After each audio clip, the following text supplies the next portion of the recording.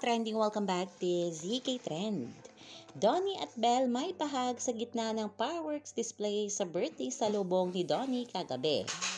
Marami na nga ang humimlay sa mga naglalabasang larawan sa birthday salubong at celebration ni Donnie Pangilinan si Casa Donato. Sa isang video na kung saan nahagip si Donnie na papunta nga sa direksyon ni Hannah na kung saan nandyan si Belle, maririnig na sinabi ni Alora na wow, may pahag. At si Hannah rin na napasabi rin na may pahag, may pahag.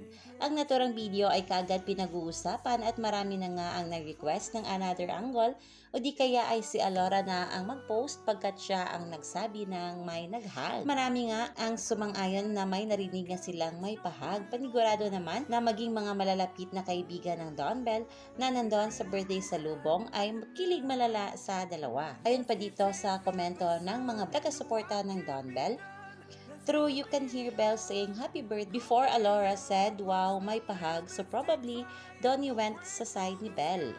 Narinig ko nga, may pahag.